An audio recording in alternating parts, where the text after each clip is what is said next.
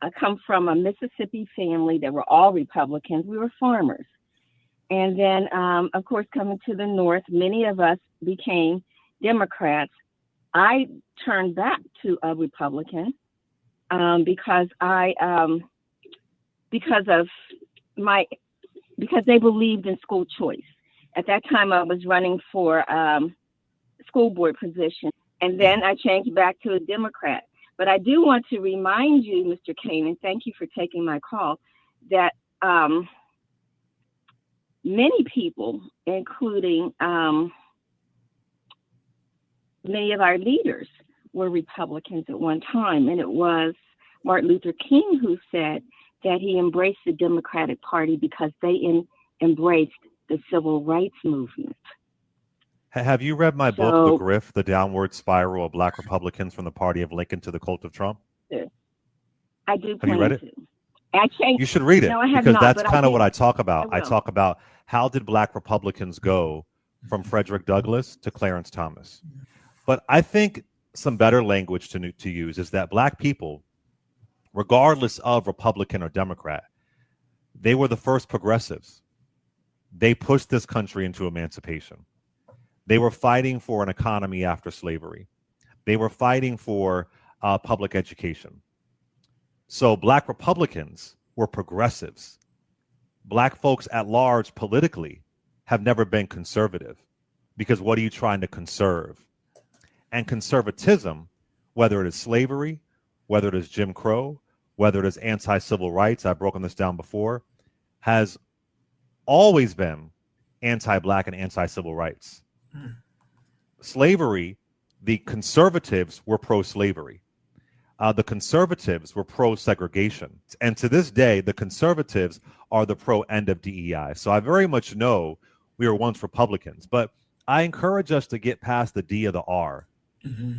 Let's be clear. Abraham Lincoln was stabbing Black folks in the back before he's assassinated with the 10% plan, putting in a plan to forgive former Confederates. Douglass goes off publicly on Abraham Lincoln about that. Right. And one famous Black Republican, Senator Edward Brooke, in 1967, said, "The Negro has not left the Republican Party. The Negro has been evicted from the Republican Party," because there was a specific movement put in place by Barry Goldwater and so many others to push Black folks out of the party. So Black folks were pushed out of the Republican Party. We were not wanted there. Because what happened was I came back to the Democratic Party when Trump got in. It was that's when I would say you would probably see a great number of Black Republicans leave the party, really leave, because he was so chaotic.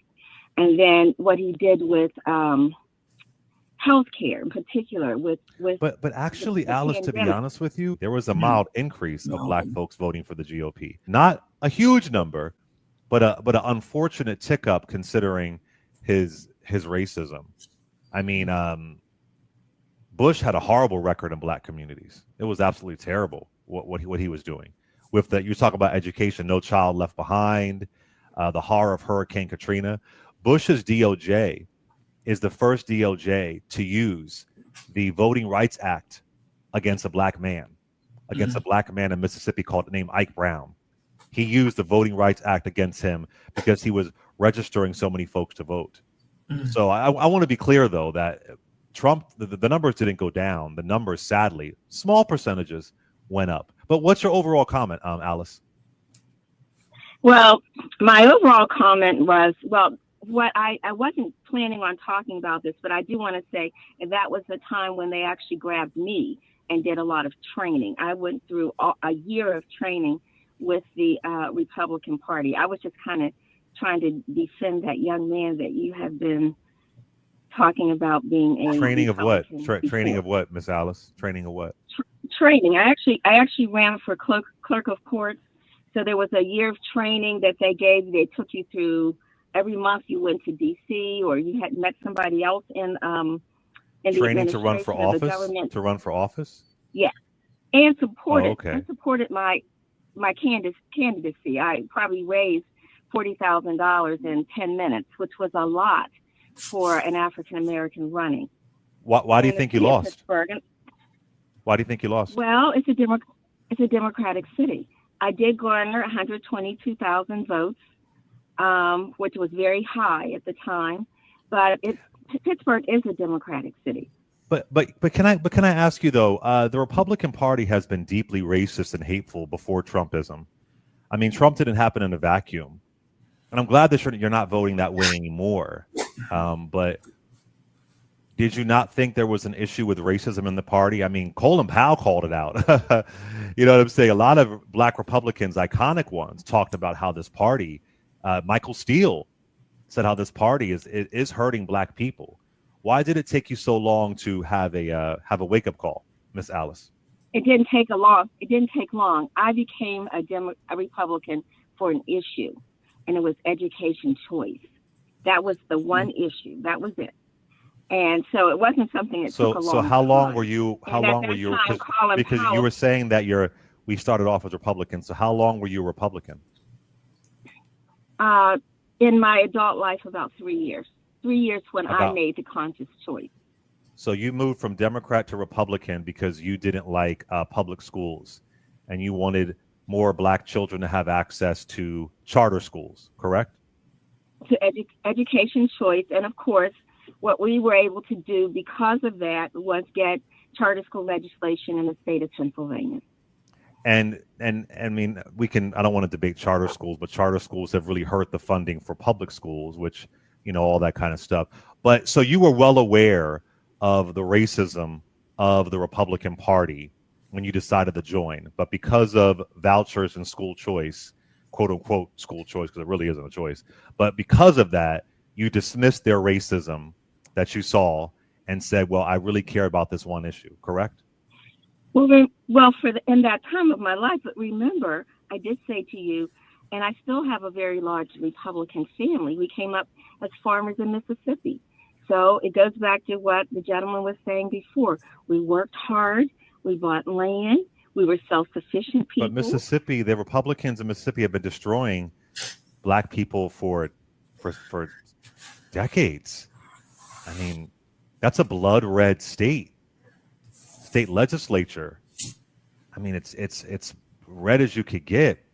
They just removed the Confederate flag a few years ago, and I mean, and I'm just trying to we dialoguing here. I'm not attacking you, but you bring up Republicans in Mississippi. I mean, they've been on a rampage for probably since both you and I have been alive. So, how did you find the connection with Republicans in Mississippi, with your family, considering what they've been doing for it really since the 1950s? We were lumber people. We made money from the lumber from the land. We were farmers. We had 500 acres of land. My grandfather was a mason, born in slavery, and that's what we knew. We moved up. So even with the racist history of Republicans in Mississippi, because Democrats haven't had power in that state for a very, very long time. Okay, I'm just trying to understand. Okay, I wanted to actually talk about the Gilded Age. I do want to make this statement that Trump continues to talk about, the Gilded Age was such a great time in the country, and it's when it was so prosperous. And that's when, business owners did not pay any taxes. But what he doesn't say is at the onset of the Gilded Age, there was no electricity. So everything, the Industrial Revolution, all of that, railroads, steel, all of that happened around the Gilded Age. And then he's talking about a $200 million ballroom. And the Gilded Age only lasted one generation. He has a mindset of like having palaces and castles, but it's not sustainable. And nobody... can I just say this to you, though, with all due respect? I'm sorry. I'm just kind of fascinated by this conversation. You're, disturbed by the Gilded Age, and as am I. But, the Gilded Age was also Ronald Reagan's policies. It was just an updated version for the 1980s. It was the lie of the economics will trickle down. It was tax cuts for the rich and corporations. And that's Ronald Reagan 101. Cut funding for social programs, attacking welfare recipients as welfare queens, a promoted culture of this lie of self-reliance that really hurt the working poor. I mean, Reagan revived the Gilded Age. Basically, it was the Gilded Age playbook: pro-business, anti-labor, deregulation, and that really helped extreme inequality that we have today. And you said you came from a GOP family, a Republican family. Although for 3 years you were, I don't know when you stopped being Republican, then Democrat, then back to Republican. But I just want to point out that this has been Republicans for a very long time. And I certainly don't disagree, but I think what has happened is that even during that time, and I'm not making an excuse for it, but even at that time, we could work, we could still make money, we could save, bank, excel. Could we? Especially if you came, especially if you were hard workers. You know, my mama kept money. Miss Alice, you think so? People who were in poverty or beat down in the Reagan era, who worked their behinds off, you think that they were just thriving and doing well? You think that we have better equality in the Reagan era? I mean, that's kind of what I'm saying. That, I mean, do you think that we have more meritocracy in the Reagan era? I'm not saying that we do, but I can say that I was poor. I was born poor. I worked hard because that's all I knew. I saved hard. I bought a house when I was 26 because I didn't want to move and I wasn't going to be caught in Section 8. And of course, I never moved from that house. I never thought I would see a neighborhood when I moved on the streets that I live on, pay $13,500 for my house. You know, I was the third Black family. All the white people moved. Now all the white people are coming back in again. And my property value has gone up to almost $200,000. Never thought that would happen.